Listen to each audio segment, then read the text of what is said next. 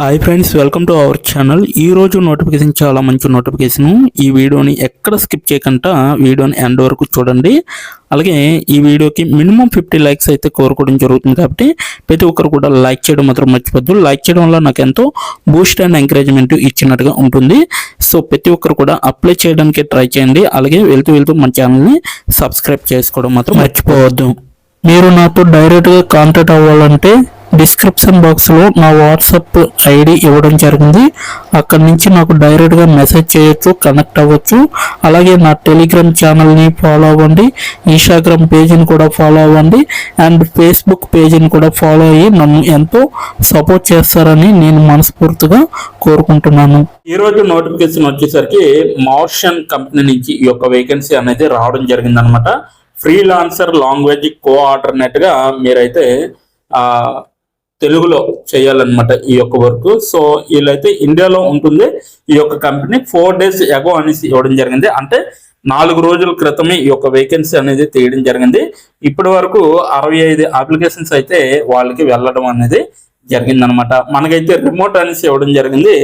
మీరైతే టెంపరీగా వర్క్ చేయొచ్చు. సో ఒకవేళ మీరు మీ యొక్క వర్క్ అనేది వాళ్ళకి నచ్చితే సో అప్పుడు రెగ్యులర్ అనేది చేయడం జరుగుతుంది అనేసి వీళ్ళైతే క్లియర్గా మెన్షన్ చేయడం జరుగుతుంది. సో ఎలా అప్లై చేయాలో కూడా మీకు వీడియో ఎండ్ వరకు చూస్తే మీకు అర్థమవుతుంది. కాబట్టి ఎండ్ వరకు చూడండి, ఎక్కడ స్కిప్ చేయకుండా.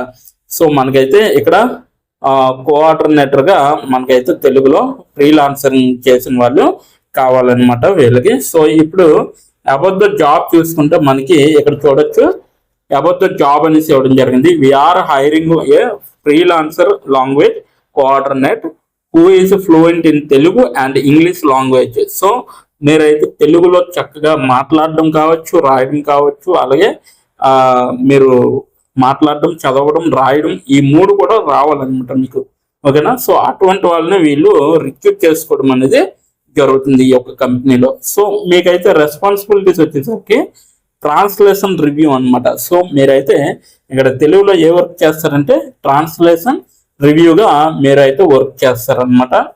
Translate titles and description from the English to target languages. ఓకేనా? సో ఇక్కడైతే English to the target language ensuring accuracy and cultural relevance అనేసి ఇవ్వడం జరిగింది. అంటే మీరు ఏవైతే ఇక్కడ లాంగ్వేజ్ ఉంటాయో వాటిని ఇంగ్లీష్లో కన్వర్ట్ చేసే విధంగా ఉండాలి, లేదంటే తెలుగులో కూడా కన్వర్ట్ చేసే విధంగా ఉండాలి అనమాట. సో అది కూడా ఫ్లూయెంట్గా మీకు వచ్చి ఉండాలి. సో దాని యాక్యురసీ కూడా మీరు తెలుసుకునే విధంగా ఉండాలి అనమాట. క్వాలిటీ కంట్రోల్ అనేది ఎక్కడ మిస్ చేయకూడదు, QC అనమాట.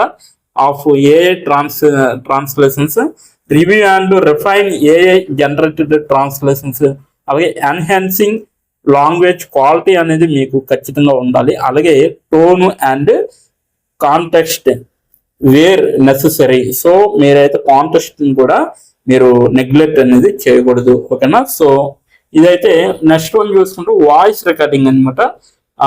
ఈ వాయిస్ రికార్డింగ్ అనేది record audio inputs to match the original performance tone and delivery style. So ఈ ఆడియో రికార్డింగ్ కూడా మీకు కరెక్ట్గా మ్యాచ్ అయ్యే విధంగా ఉండాలన్నమాట. సో ఈ యొక్క ఆడియో ఇన్పుట్స్ కూడా మీరు ఒరిజినల్ పర్ఫార్మెన్స్ ఇచ్చే విధంగా మీరైతే టోన్ కానీ అలాగే మీరు ఆడియోని డెలివరీ చేసే ముందు అవన్నీ కూడా చెక్ చేసుకుని మీరైతే డెలివరీ చేయాలి.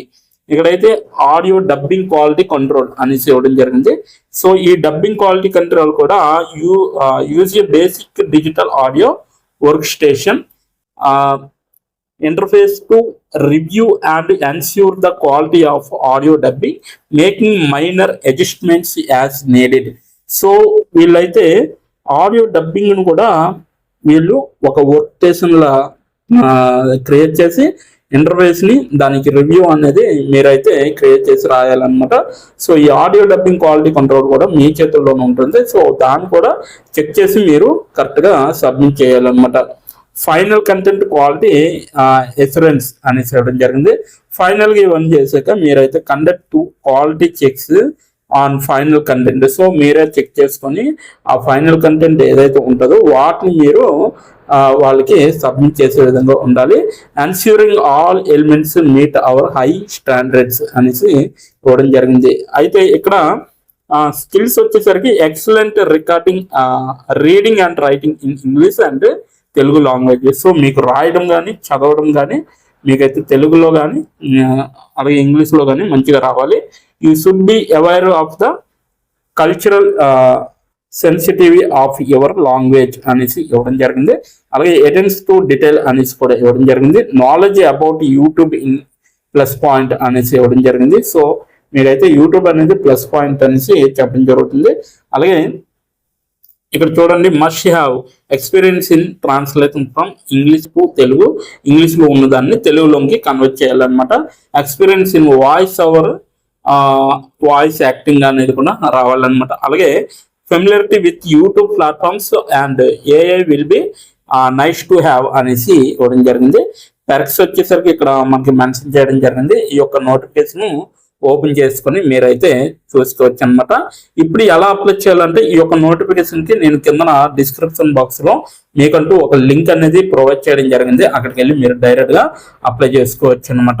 సో ఇప్పుడు ఎలా అప్లై చేయాలో మనం తెలుసుకున్నాం. వీడియోని ఎండ్ వరకు చూడండి, ఎక్కడ స్కిప్ చేయకుండా, ఓకేనా. సో ఇప్పుడు ఎలా అప్లై చేయాలో మనం తెలుసుకున్నాం. డిస్క్రిప్షన్ బాక్స్లో ఇచ్చిన లింక్ మీరు ఓపెన్ చేయగానే మీకు ఈ విధంగా నోటిఫికేషన్ అనేది ఓపెన్ అవుతుంది. ఇక్కడ మీరు ఈజీ అప్లై పైన క్లిక్ చేస్తే మనకి నెక్స్ట్ పేజీ అనేది ఓపెన్ అవుతుంది. ఇక్కడ నెక్స్ట్ పేజీలో అప్లై టు అని ఉంది కదా, అక్కడ దాని పక్కన కంపెనీ నేమ్ అనేది రావడం జరుగుతుంది. ఏ కంపెనీకి అయితే అప్లై చేస్తున్నారో ఆ యొక్క కంపెనీ నేమ్ అనేది రావడం జరుగుతుంది. దాని తర్వాత మీరు మీ యొక్క ఈమెయిల్ ఐడితో లింక్డ్ఇన్లో లాగిన్ అయ్యి ఉండాలి. అలా అయి ఉంటే మీకు ఈమెయిల్ ఐడి కూడా కనబడుతుంది. ఫోన్ కంట్రీ కోడ్ అనేది కూడా కనబడుతుంది. అక్కడ మీ యొక్క ఫోన్ కంట్రీ కోడ్ని మీరు ఎంటర్ చేయాలి. మనది ఇండియా కాబట్టి +91 అని ఉంటుంది.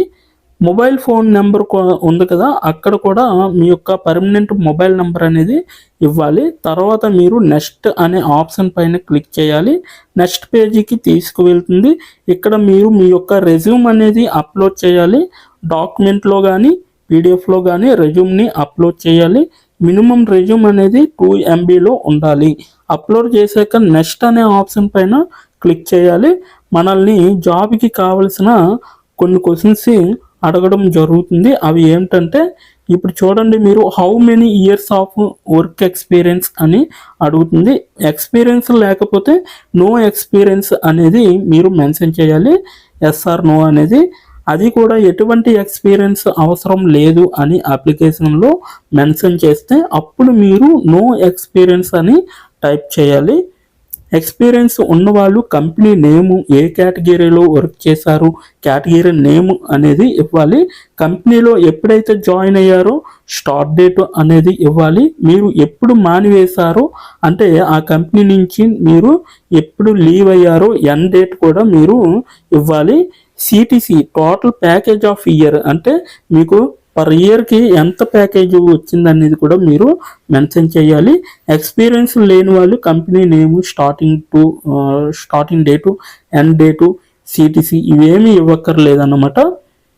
నెక్స్ట్ వన్ చూసుకుంటే what is your level of proficiency in English అంటే మీకు ఇంగ్లీష్లో ఎంత ప్రావీణ్యం ఉందో వీళ్ళైతే అడగడం జరుగుతుంది. ఎక్సలెంట్ అయితే ఎక్సలెంట్, గుడ్ అయితే గుడ్, యావరేజ్ అయితే యావరేజ్, బిలో యావరేజ్ అయితే బిలో యావరేజ్, ఇలా ఇచ్చిన పాయింట్స్లో ఏవో ఒక ఆప్షన్ని మీరు సెలెక్ట్ చేసుకొని మీరైతే అక్కడ మెన్షన్ చేయాలి. నెక్స్ట్ పాయింట్ చూసుకుంటే హౌ మచ్ శాలరీ ఎక్స్పెక్టేషన్స్, ఈ కంపెనీ నుంచి మీకు ఎంత శాలరీ కావాలనేది అడగడం జరుగుతుంది. అది కూడా మీరు మెన్షన్ చేయొచ్చు. నెక్స్ట్ పాయింట్ చూసుకుంటే how did you see this job అంటే మీరు ఈ జాబ్ని ఎక్కడి నుంచి చూసారో అని అడగడం జరిగింది.